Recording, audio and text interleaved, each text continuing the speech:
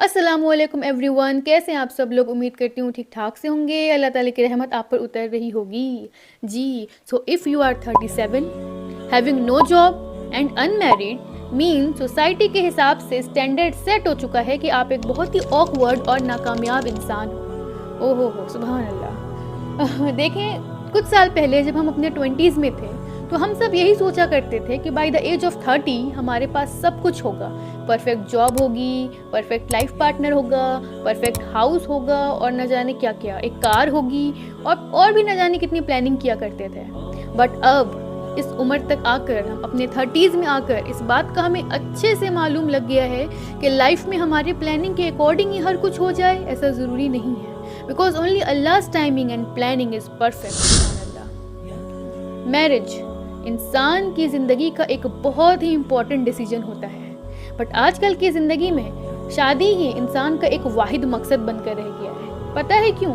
क्योंकि हम जब दूसरों को देखते हैं, अपनी पड़ोसियों को देखते हैं, तो उन्हें देखकर हमें ऐसा लगता है कि वाह, ये कितने खुश हैं, इन्हें तो ज़िंदगी की सारी खुशियाँ मिल गई, ये कितने लकी हैं, इनका कपल कितना परफेक्ट है। और फिर ये लोग सोशल मीडिया पर परफेक्ट कपल गोल दिखाते हैं, तो क्या वो सच में क्या हैप्पी हैं? क्या सच में उनकी ज़िंदगी बहुत परफेक्ट है? क्या हमने कभी खुद से ऐसा पूछा है? अगर ऐसा है तो फिर आज डाइवोर्स रेट इतना ज़्यादा हाई क्यों है? हमें शादी इसलिए करनी है कि हमारे पड़ोसी और रिश्तेदार और आंटियाँ क्या न जाने क्या कहेंगे। वो बोलने लगते हैं कि शादी कर लो वरना अकेले रह जाओगे, बट शादी कर लो वरना उम्र निकल जाएगी तो फिर कोई मिलेगा नहीं, और न जाने क्या क्या बातें बनाने लगते हैं। बट शादी करना आज के ज़माने में क्या इतना सिंपल रह गया है, जहाँ दहेज और दिखावा इतना ज़्यादा हाईएस्ट पीक पर है? तो फिर ज़रा सोचिए, आपको शादी क्या इसलिए कर लेनी चाहिए कि सोसाइटी ने आपके लिए एक एज का पैरामीटर डिफाइन कर दिया है, या फिर इसलिए कि आगे जाकर आप कहीं अकेले ना हो जाओ, या फिर आपको ये लगता है कि शादी के बगैर आप रह नहीं पाओगे क्योंकि आपका तवक्कुल और तकवा अल्लाह ताला पर है ही नहीं। आपको शादी आखिर करनी क्यों चाहिए? कोई ना कोई तो मकसद होना चाहिए ना, जो आप अपनी ज़िंदगी का इतना बड़ा डिसीजन लोगे कि अपने सारे कंफर्ट जोन छोड़ोगे, किसी और के घर जाओगे, किसी और को सर्व करोगे, या आप किसी को लेकर आओगे अपने घर, अपनी ज़िंदगी शेयर करोगे, हर कुछ शेयर करोगे, तो उसके पीछे कोई एक मकसद होना चाहिए। तो अल्लाह ताला ने शादी करने का एक मकसद डिफाइन किया है। अभी जो मैं आपको दुआ बताने जा रही हूँ, ये मुफ्ती महंग ने दुआ बताई है शादी के लिए, जिसमें कि सिर्फ यही नहीं है कि हमारी शादी जल्दी हो जाए, बट ये भी है कि हमें लाइफ पार्टनर कैसा चाहिए। उस एक इंसान के लिए हम अपना सब कुछ छोड़ सकते हैं, उस एक इंसान के लिए हम शादी जैसे रिश्ते में आ सकते हैं, क्योंकि उसमें ऐसी कुछ क्वालिटीज़ हैं, और उस क्वालिटीज़ की वजह से आपको ऐसा लगता है कि ये इंसान मेरी ज़िंदगी में होना चाहिए। तो आप इस दुआ को ध्यान से सुनें और इसे प्रैक्टिस करें, क्योंकि वाकई ये एक बहुत ज़्यादा इफ़ेक्टिव, बहुत ही ज़्यादा ख़ास और अल्लाह ताला की तरफ से भेजा हुआ हमारे लिए एक नेमत है ये दुआ। We need to make a dua that Allah grant us.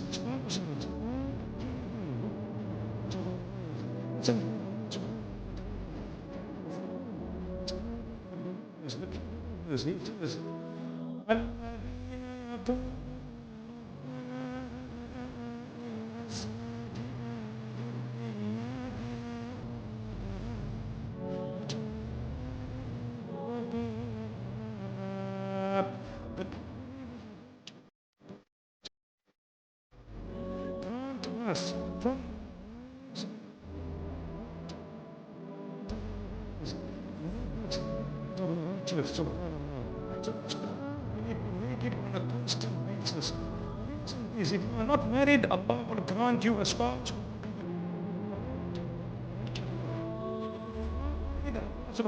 Allah can help improve the condition as well as the condition of your spouse. Do the same dua and supplication. May Allah subhanahu wa ta'ala grant us happiness.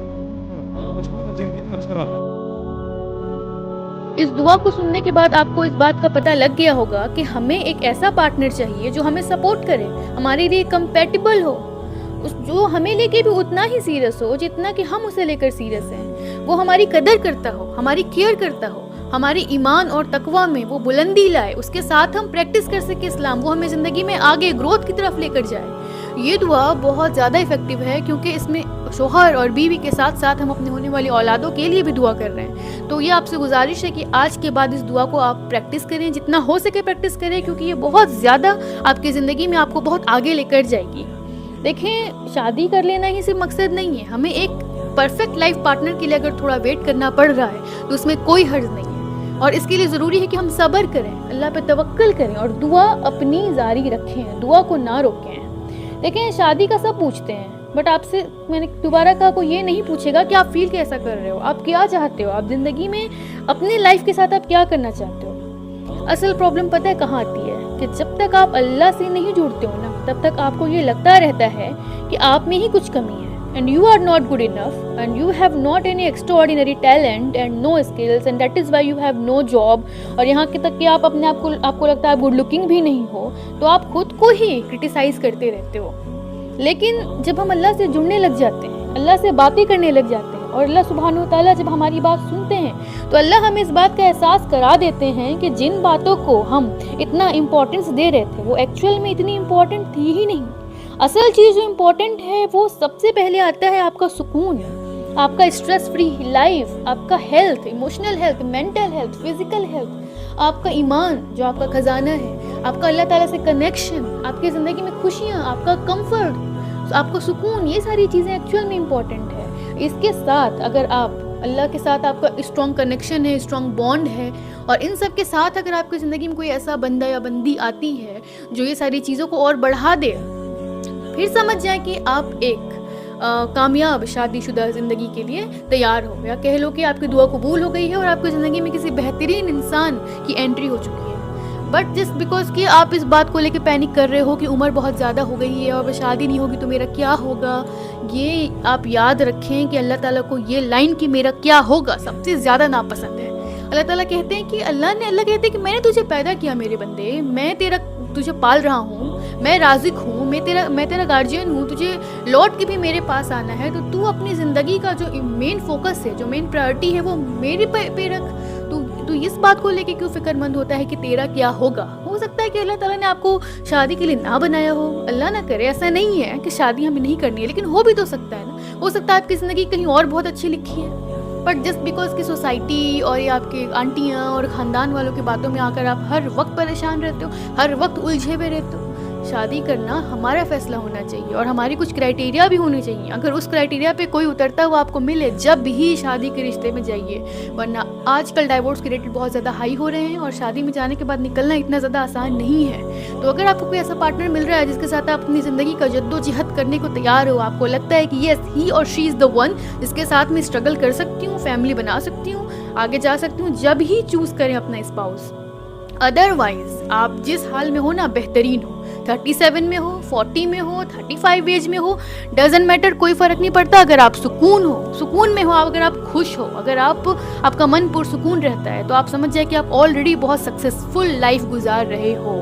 तो आपको परेशान होने की ज़रूरत नहीं है। हम ये नहीं कह रहे कि आप दुआ ना करें और होपलेस हो जाएं, ऐसा हरगिज़ नहीं है। आप सहाबा कराम, हमारे नबियों की आप सारी सीरत पढ़ लें, आप उनकी लाइफस्टाइल देखें, तो उन्होंने दुआ की है, दुआ पे कभी गिव अप नहीं किया, और अल्लाह ताला ने उनको वो चीज़ें ला कर दी हैं एक वक्त बाद, जो कि ऐसा लगता था कि इस उम्र में तो पॉसिबल भी नहीं है। औलादें दी हैं जब उनकी बीवियां बैरन हो चुकी थी और उनकी हड्डियों में ताकत भी नहीं थी, जब अल्लाह ताला ने औलाद की नेमत से भी नवाजा है। आप देख लें कुरान में अल्लाह ताला ने कितना जिक्र किया है। तो होपलेस होने की ज़रूरत नहीं है। लेकिन मेरे इस वीडियो बनाने का यही मकसद है कि शादी का क्राइटेरिया अपना ज़रा सेट करें। जस्ट बिकॉज कि आप बहुत डेस्परेट हो गए हो कि आपकी एज हो गई है तो किसी से भी शादी कर लिया, ऐसा हरगिज़ ज़रूरी नहीं है। अल्लाह ताला भी ऐसा आपको करने को नहीं कह रहे। तो सोसाइटी के खामखा के स्टैंडर्ड्स, पैरामीटर्स और ये प्रेशर में ना आए, अपने आप को बचाएं, ज़रा अपनी बचत करें, अपने लिए एक बेहतरीन इंसान ढूंढें। उसके लिए सबसे पहले दुआ करें, और ये दुआ बहुत ज़्यादा इफेक्टिव है, इसे ज़रूर प्रैक्टिस करें।